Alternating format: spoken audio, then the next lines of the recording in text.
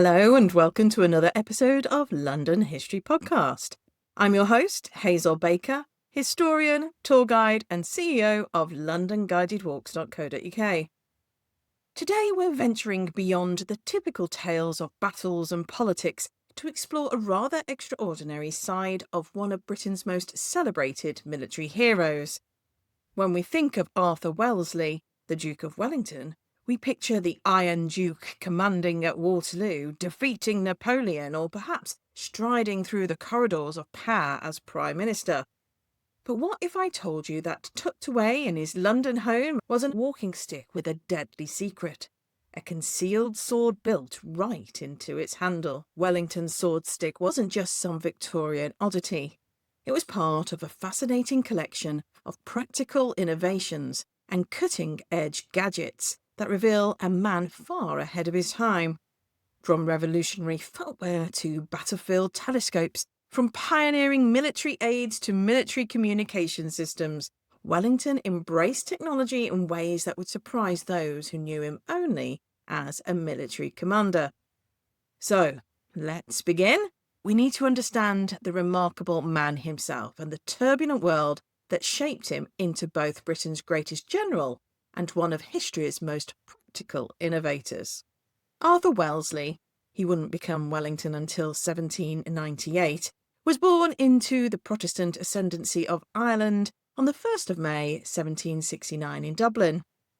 To understand Wellington's later embrace of practical innovation, we need to grasp what his background meant. The Protestant ascendancy was a small Anglican ruling class that dominated Ireland socially, economically, and politically from the 17th century onwards. These were descendants of English and Anglo-Norman settlers who had received confiscated Irish Catholic lands from the Crown. By the late 18th century, this elite group of perhaps 10,000 families controlled virtually all of Ireland's landed wealth and political power.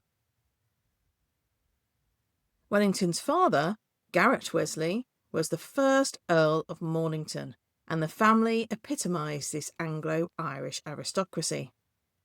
But here's the crucial detail that shaped Wellington's character. The family was perpetually short of money. When his father died in 1781, leaving debts of over £20,000, equivalent to about £2.5 million today, the financial crisis forced harsh choices. Young Arthur was withdrawn from Eton, where he reportedly had been involved in incidents such as barring out, which is student rebellion, and sent to less expensive schools in Belgium and France. His mother, Anne Hill, famously despaired, "I vow to God, I don't know what I should do with my awkward son Arthur. He is food for powder and nothing more," which reflected her disappointment about Arthur's perceived lack of academic success and social polish compared to his siblings, and her belief that he was destined for a military career where he might only serve as cannon fodder. This wasn't mere maternal exasperation, but reflected the harsh realities facing younger sons of impoverished aristocratic families. The military was literally seen as the last resort for boys deemed unsuitable for more prestigious careers. This early experience of financial constraint would profoundly shape Wellington's career. Unlike many aristocrats who lived in cushioned luxury, he learned from childhood that resources were limited and must be used efficiently. This practical mindset would later drive his innovations in everything from military equipment to personal gadgets. The social context here is crucial. In 1787, when Wellington was commissioned as an ensign in the 73rd Regiment of Foot, the British Army operated on the purchase system. Wealthy families could literally buy their sons' commissions and promotions. An ensign's commission in infantry cost £450, probably equivalent to about £52,000 today. A lieutenant colonelcy cost £3,500, more than £400,000 in modern money. But this wasn't just about wealth. Regimental colonels could refuse commissions to men that they deemed socially unsuitable, preserving the officer class as an aristocratic preserve. Wellington's family scraped together the money for his initial commission, but each subsequent promotion required fresh loans and financial juggling. By 1793, when Wellington became Lieutenant Colonel of the 33rd Foot, he had spent over £4,000, nearly £500,000 in today's money, on his military career. This constant pressure to justify expenses through results would become a hallmark of his leadership style. He couldn't afford failure, either financially or professionally. To understand why Wellington would later carry a sword stick through London streets, we need to appreciate the extraordinary turbulence of the age he lived through. Wellington's career spanned the Regency period, that fascinating era from 1811 to 1820, when the Prince of Wales ruled as regent during his father George III's madness, but also the broader transformation of British society from 1790 to 1850. This was an age of sharp social contrasts that would challenge any leader's ingenuity. The wealthy Regency elite lived lives of unprecedented luxury and refinement. They patronised the arts, built magnificent houses in the new neoclassical style, and created what we now call Regency fashion. But beneath this glittering surface lay desperate poverty and social unrest. Napoleonic wars, which raged from 1803 to 1815, brought economic hardship, mass unemployment, and inflation that quadrupled food prices. The Industrial Revolution was simultaneously transforming Britain, creating immense wealth whilst generating urban slums where life expectancy could be as low as 22 years. In Manchester, the average working class person died at 15. In Liverpool, at 17. An East End London labourer, 19 years, while the overall London average around the mid-19th century stood at just 37 years. Political power remained firmly in the hands of perhaps 300,000 property-owning men. That's less than 3% of the population. The Tory party, which dominated from 1783 to 1830, represented these landed interests. But revolutionary change was sweeping Europe.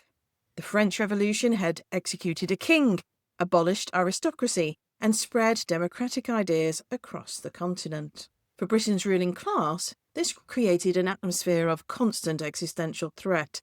The spectre of revolution haunted every political decision. When food prices soared in 1819, the government's response was the Peterloo massacre, where cavalry charged a peaceful reform meeting in Manchester, killing 11 people and injuring over 400. The statistics of violence are telling. Between 1811 and 1831, there were over 600 food riots across Britain. London experienced frequent bread and food riots, especially in years of bad harvest or war, spiking in 1800 to 1801, throughout the 1810s and again in the 1820s. The Luddites destroyed textile machinery in coordinated attacks. The swing riots of 1830 saw agricultural labourers burn hayricks and destroy threshing machines across southern England. Capital swing letters threatening notes sent to farmers and magistrates numbered in the thousands.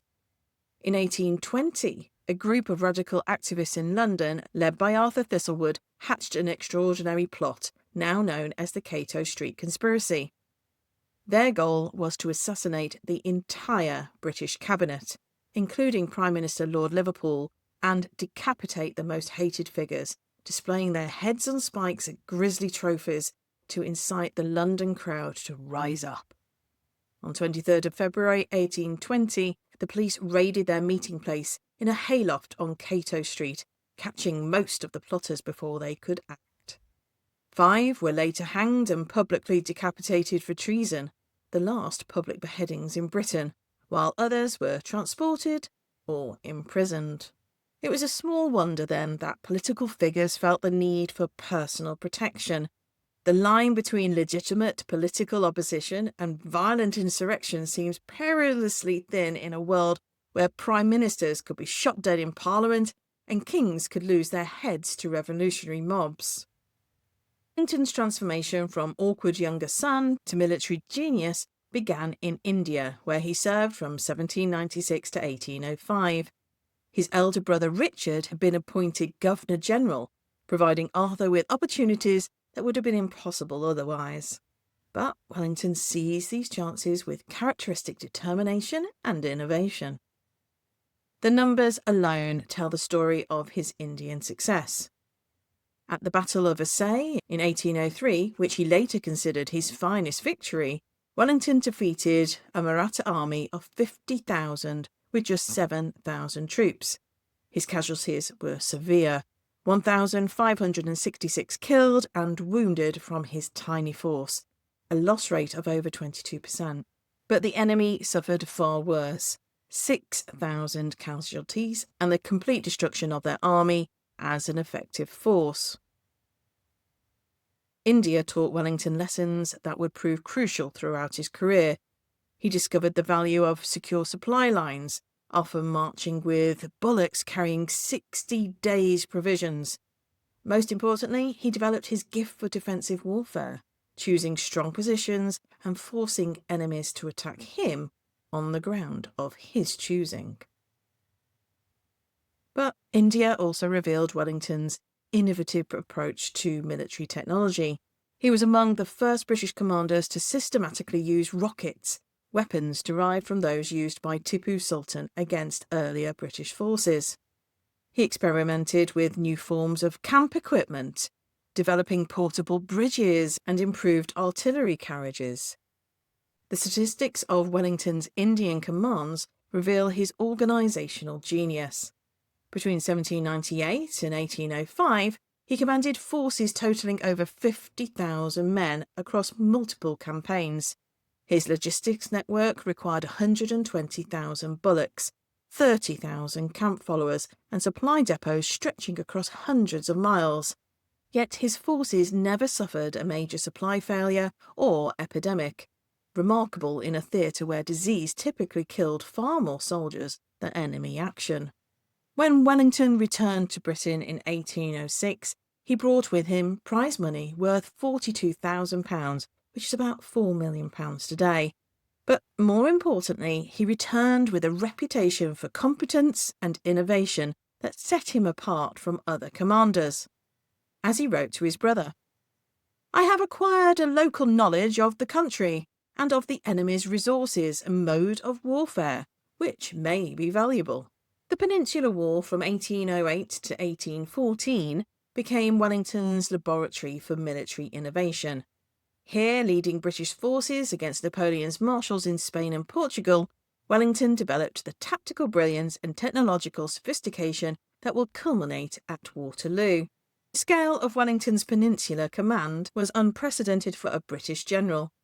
By 1813, he commanded over 100,000 troops across multiple nationalities: British, Portuguese, Spanish, and various German contingents.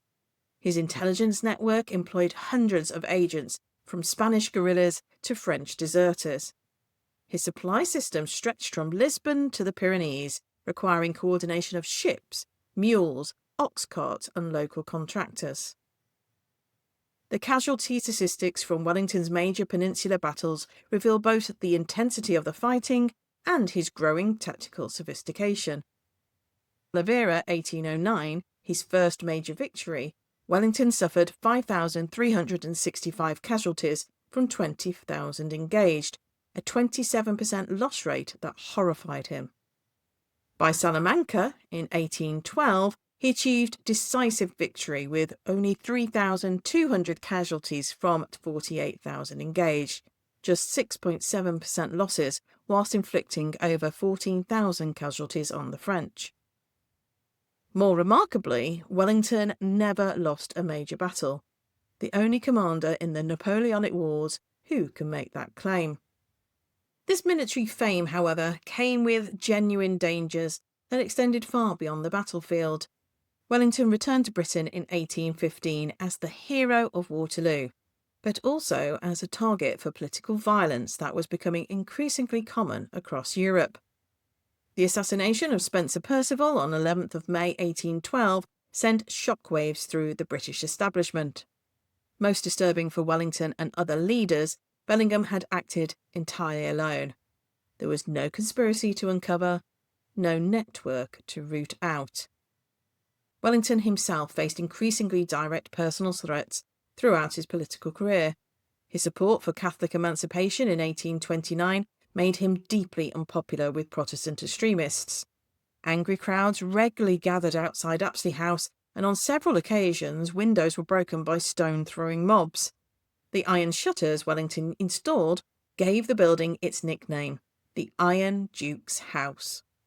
The most dramatic personal confrontation came in March 1829, when Wellington fought his duel with George Finch Hatton, 10th Earl of Winchelsea. The Earl had publicly accused Wellington of an insidious design for the infringement of our liberties and introduction of popery into every department of the state. Despite being Prime Minister, Wellington felt honour demanded satisfaction. But before peaceful conclusion, both men had loaded pistols and taken their positions 12 paces apart, fully prepared to kill or die over their political differences. So when Wellington carried his sword stick through London streets, that concealed sword wasn't paranoia, it was prudent preparation for documented realities. Wellington's armed walking stick was part of a much wider Victorian tradition of concealed street weapons that flourished amongst the upper classes. The purchase system had brought officers their commissions, also created a culture where gentlemen were expected to defend their honour personally. Duelling remained legal until 1844, and even after its formal prohibition, affairs of honour continued in modified forms. Sword sticks, umbrella daggers, and similar implements were popular amongst the aristocracy and gentry, who needed to maintain respectability whilst ensuring personal protection. These weapons were ingeniously designed to appear as ordinary walking accessories, whilst concealing substantial steel blades that could be deployed instantly when circumstances demanded. A well-made sword stick could fool even experienced eyes. The trigger mechanism was often concealed in the handle's carving or metalwork, activated by twisting or pressing hidden catches. The blade itself was usually a substantial steel rod rather than a decorative toy, typically 18 to 20 inches long and sharpened to a lethal point. Contemporary accounts reveal how sophisticated these weapons had become. The Art Journal of 1851 described sword sticks as marvels of mechanical ingenuity, combining utility with the most perfect concealment of their deadly purpose. Many were made by the finest cutlers and featured high-quality steel blades that could penetrate clothing and cause fatal wounds. The umbrella as a weapon had serious academic advocates who developed comprehensive fighting systems. Baron Charles Random de Berenger, writing in the 1830s, promoted umbrella self-defense in his influential books, Helps and Hints How to Protect Life and Property, and Defensive Gymnastics. He viewed the umbrella as invaluable for defence, capable of being converted into a weapon during emergencies or opened quickly to serve as a shield against multiple attackers. Cue the Kingsman.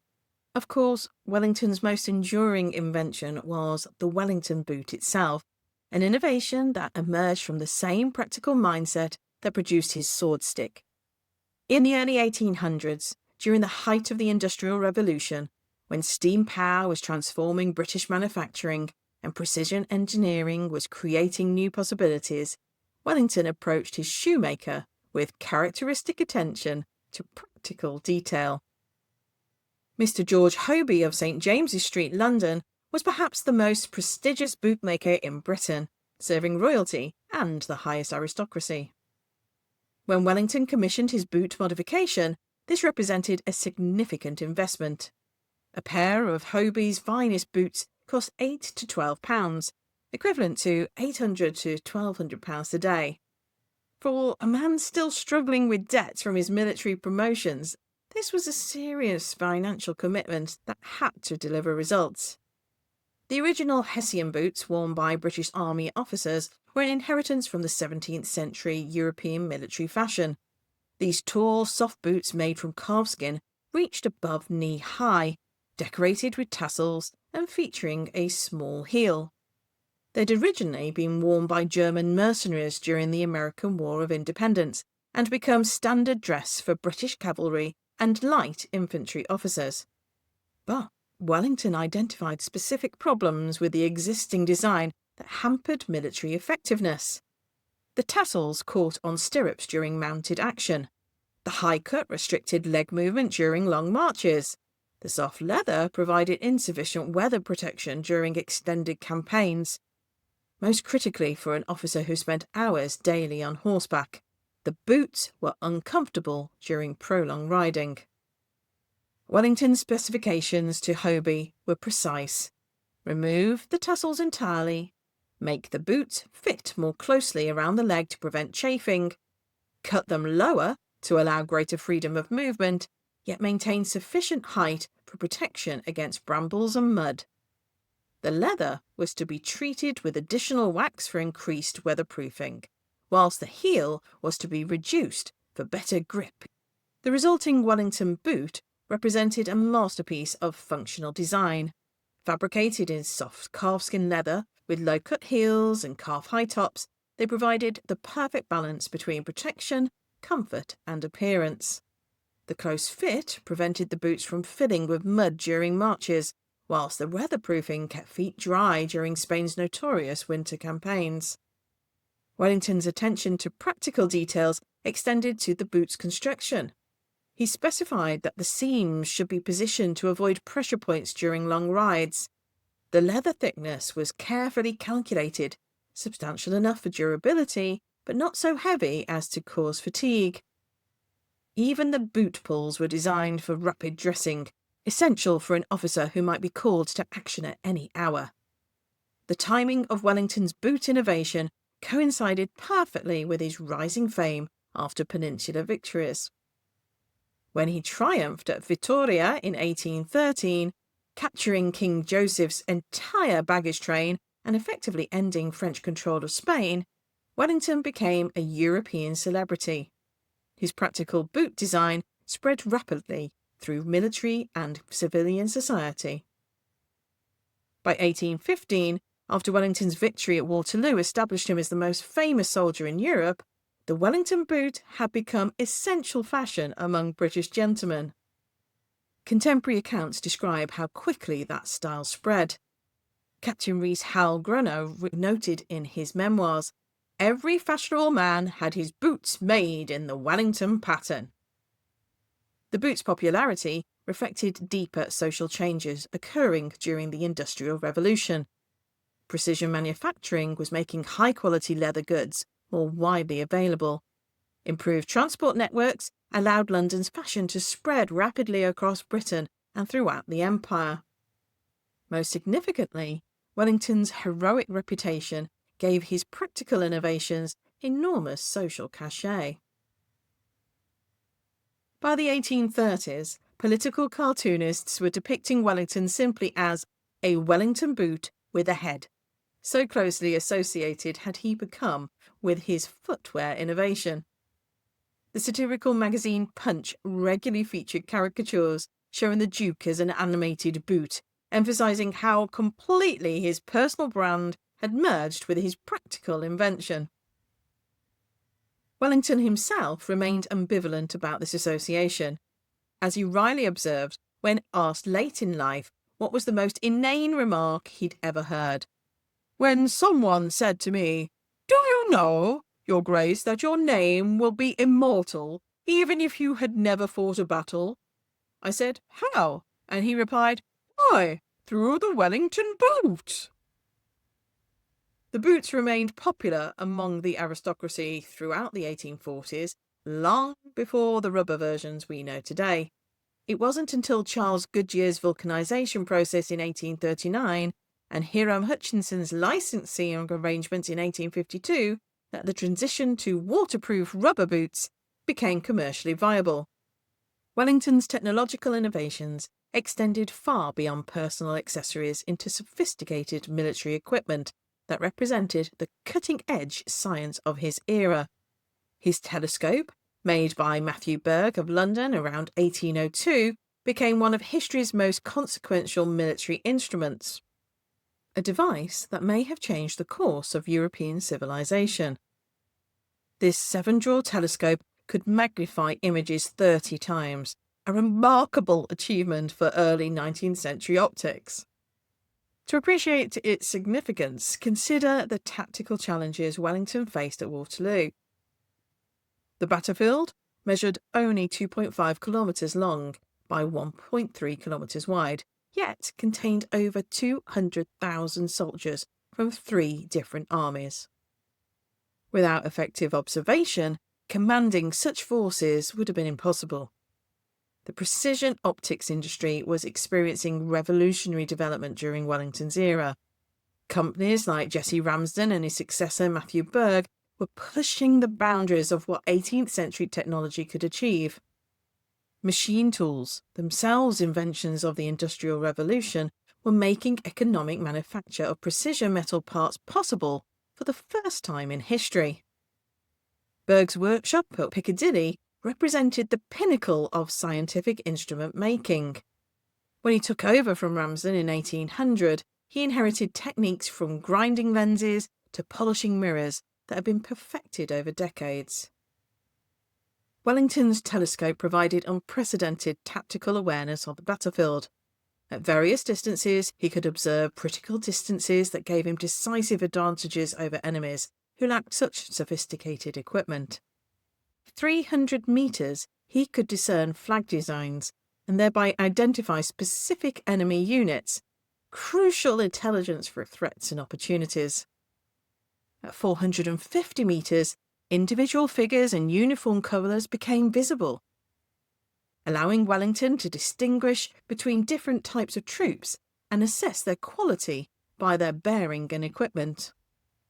At 600 metres, formations of troops became clearly visible, enabling Wellington to understand enemy tactical deployments and anticipate their likely actions.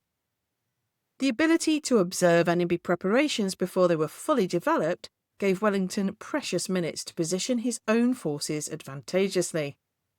At 800 metres, individual movement patterns suggested possible enemy intentions, allowing Wellington to predict attacks before they were launched. This early warning capability proved crucial at Waterloo, where Wellington repositioned his forces multiple times based on observations of French preparations. At 1200 metres, Wellington could assess artillery positions and judge troop quality by observing the smartness of their formations. Experienced units maintained precise alignments even at distance, while less reliable forces showed gaps and irregularities that revealed their weakness. Contemporary accounts reveal how Wellington used his telescope through the Waterloo campaign.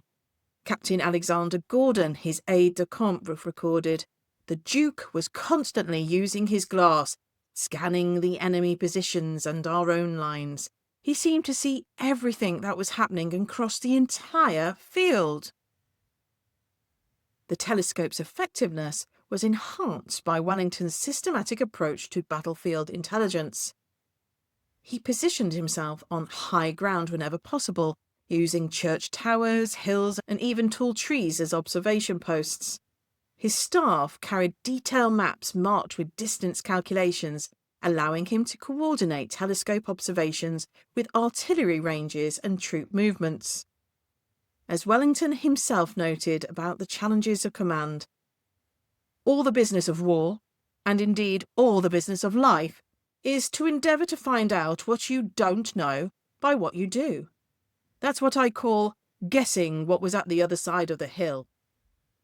His telescope was an essential tool in this constant quest for battle intelligence that separated great commanders from merely competent ones. After Waterloo, Wellington's telescope became a treasured historical artefact. The Duke presented it to Sir Robert Peel, future Prime Minister, with an inscription reading, "Telescope by Berg of London," used by the Duke of Wellington at the Battle of Waterloo, presented by the Duke to Sir Robert Peel. This gift represented both personal friendship and a recognition of the instrument's historical significance. The telescope now forms part of the Royal Armouries collection at the Tower of London, where Wellington later served as constable for 26 years. It's fascinating to think that this single optical instrument may have influenced the course of European history by giving Wellington the situational awareness he needed to coordinate the coalition that finally defeated Napoleon. Even more ingenious was his hearing aid walking stick, which served the dual purpose of mobility aid and hearing enhancement. Perfect example of Wellington's preference for multifunctional solutions.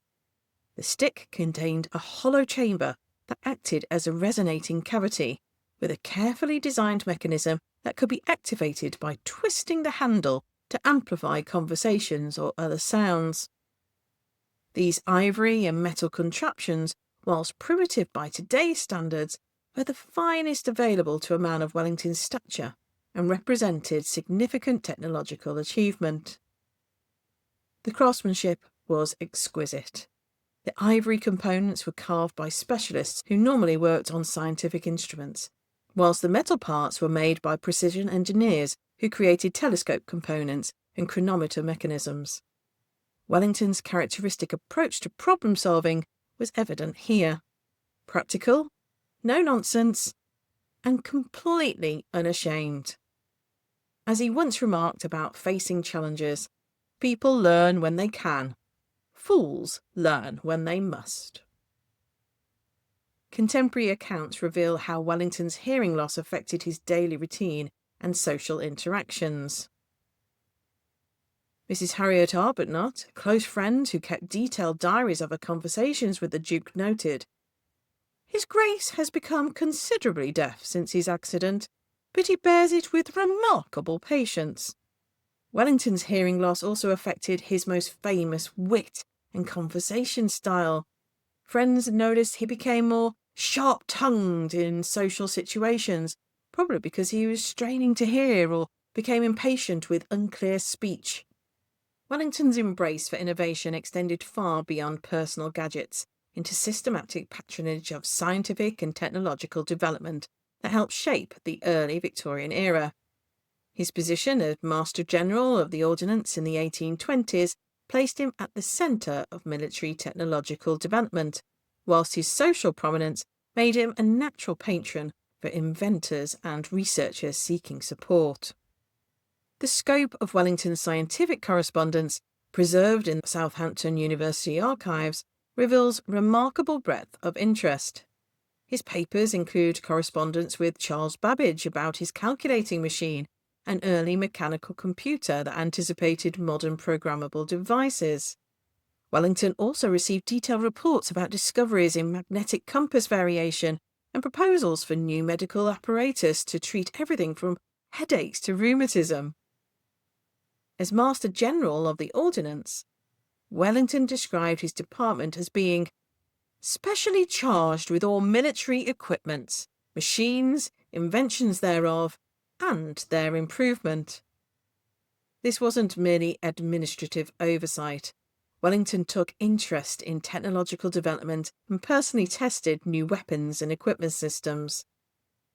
His correspondence with Colonel Henry Shrapnel, inventor of the explosive artillery shell that bears his name, reveals Wellington's detailed understanding of ballistics and metallurgy.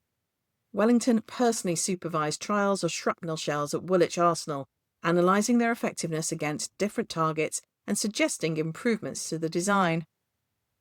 Similarly, his extensive correspondence with Sir William Congreve about rocket development shows Wellington's appreciation for innovative weapon systems. In a letter of August 1822, Congreve wrote, "Under your Grace's patronages and protection, I feel confident of giving complete perfection to the rocket system in a very short time, and making it not only the most powerful, but also the most economical weapon that can be used." Wellington's career spanned from 1787 to 1852, from the pre-industrial world of his youth to the high Victorian era of his death, making him perhaps one of the best positioned observers of the most rapid period of change in human history to that point. The timing of Wellington's death marked the end of an era in more ways than one. The Great Exhibition of 1851 had showcased Britain's industrial supremacy to the world, displaying technological innovations that would have seemed miraculous to the young ensign who had received his first commission 65 years earlier. The Crystal Palace itself presented a pinnacle of Victorian engineering, a building that embodied the same principles of practical innovation and systematic problem-solving that had characterised Wellington's entire career. Wellington's various innovations, from his revolutionary boot design to his practical umbrella weapon sword stick, from his battlefield telescope to his pioneering hearing aids, remained influential long after his death. His boots evolved into the rubber Wellington boots that became essential equipment for farmers, gardeners and outdoor workers throughout the British Empire and beyond. The sword stick, whilst losing its martial applications as Victorian society became more peaceful, established a tradition of multifunctional personal accessories that continues today. Modern travellers carry umbrellas that serve as walking sticks, whilst outdoor enthusiasts use equipment that combines multiple functions in single devices. Direct descendants of Wellington's practical approach to personal gear. His telescope contributed to the development of military optics that would transform 19th and 20th century warfare. The precision manufacturing techniques developed for Wellington's era of scientific instruments laid the groundwork for modern optical systems, from camera lenses to microscopes to the complex optical devices used in contemporary technology. Perhaps most significantly, Wellington's hearing aids helped establish acceptance of assistive technology amongst the upper classes. His open use of mechanical aids to overcome physical limitations demonstrated that technological solutions could enhance rather than diminish personal dignity. Perhaps the most fitting tribute to Wellington's legacy isn't found in monuments or memorials, but in the everyday objects that still bear his name. Every time we put on Wellington boots to face the British weather, we're using technology he pioneered. Every time we open an umbrella, we're following in the footsteps of a man who understood that practical preparation could be the difference between success and failure. That's all we have for today's episode of London History Podcast. I hope you've enjoyed discovering the innovative and practical side of the Duke of Wellington, the man behind the legend who understood that true greatness often lies in the details of daily life and the systematic application of good ideas to real problems. I'm Hazel Baker from londonguidedwalks.co.uk,